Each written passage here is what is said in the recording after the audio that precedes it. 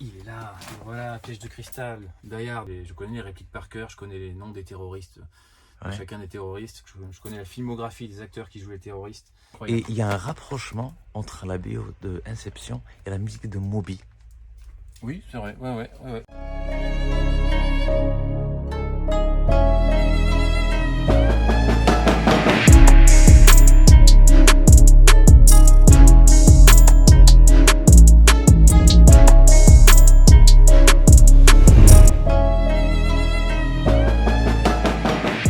Depuis un petit moment que Combini fait cette émission chez nous.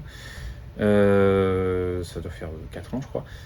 Donc on s'y habitue. Mais non, ça fait toujours rêver. Surtout quand c'est quelqu'un comme Brad Pitt, évidemment, qu'on a vu quand on était gosse dans des films. So, the last video store? Is that where we are? Yeah, one of the last in Paris. Oh man.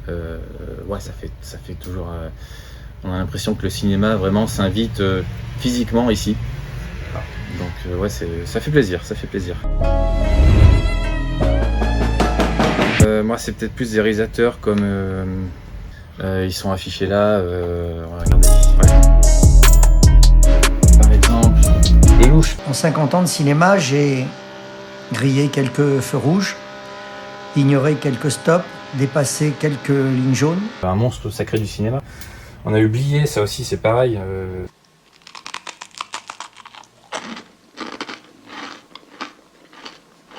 Je trouve que le craquement de la biscotte dans un appartement vide, c'est un côté rassurant. Ces mecs-là, c'est tout un pan du cinéma, c'est vraiment incroyable de les voir et de les entendre parler.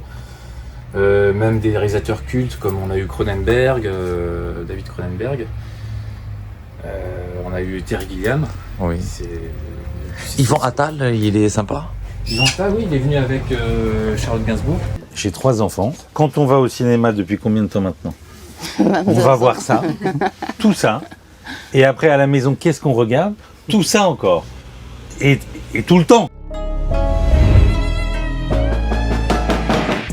Déjà, il n'y avait plus trop de choix quand ils ont eu cette idée.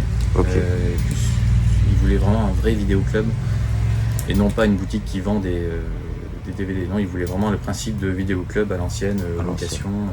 Et il en restait vraiment, quand ils ont commencé, il en restait peut-être 4 ou 5 à Paris. Maintenant, on est quasiment les derniers. On entend partout que le DVD est mort, mais en fait, non, on en vend tous les jours. Il y a beaucoup de gens encore qui regardent le DVD. On en vend tous les jours, on en achète tous les jours, ça tourne encore plutôt bien. Après, c'est vrai que le streaming fait quand même pas mal de tort à l'industrie du DVD. Il y a plein d'éditeurs qui ne veulent plus éditer du DVD, mais qui veulent mettre directement leurs films sur leur chaîne streaming. Et maintenant, il y a beaucoup de films qui sortent directement en streaming, mais qui ne sortent jamais en DVD. Par exemple, DiCaprio, il a sorti un film dans le corps. Voilà, ça, il sortira pas en DVD. Bah non, parce que c'est Netflix. Et c'est Okay. Netflix garde les droits pour que les gens s'abonnent chez eux pour pouvoir regarder ce film-là. Ok. Voilà, parce que s'il le sortait en DVD, les gens achèteraient le DVD et ils n'iraient peut-être pas sur Netflix.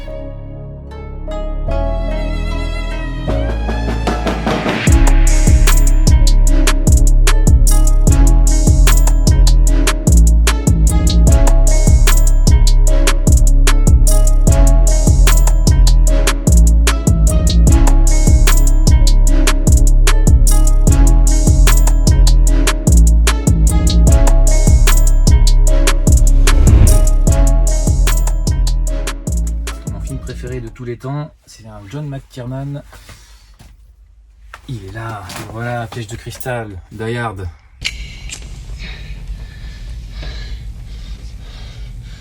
Come out to the coast, we'll get together, have a few laughs.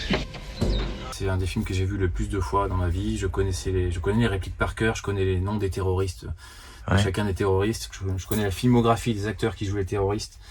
Je l'ai vu tellement de fois que vraiment je le connais par cœur. Et puis c'est avec ce film que j'ai appris aussi la notion un peu de mise en scène. Parce qu'à force de voir le film, du coup, je me dis comment a été fait tel ou tel plan, comment s'enchaînent les plans.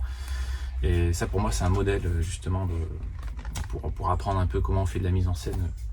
Notamment dans l'action, ce film c'est vraiment un modèle. Ouais. Peut-être une fois dans l'Ouest, c'est celui que j'emmènerai sur une île déserte.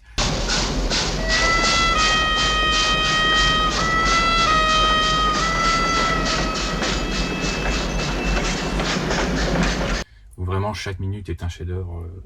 Il n'y a rien à jeter. Il n'y a pas une seconde à jeter. Non, il était une fois dans l'Ouest. Après des bons films, il y en a plein. Et vous en avez plein. Et on en a plein. Inception, effectivement, c'est vachement bien. It's a week, the first level down. 6 months, the second level down, and the third level. It's 10 years. Quand Nolan faisait encore des trucs super, j'aime moins ce qu'il fait. Hans Zimmer, comme compositeur, il est top. Hein. Et il y a un rapprochement entre Inception, la BO de Inception, et la musique de Moby. Oui, c'est vrai. Ouais.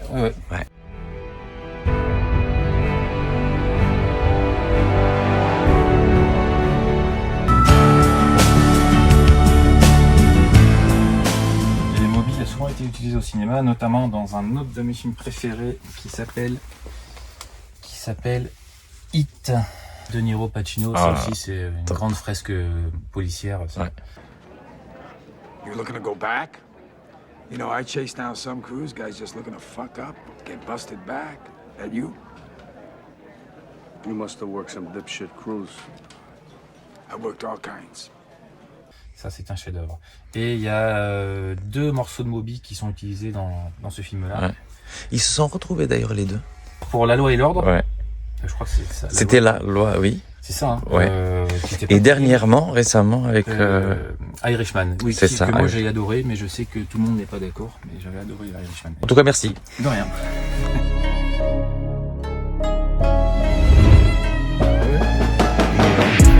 De la location et de la vente. Les deux, au choix.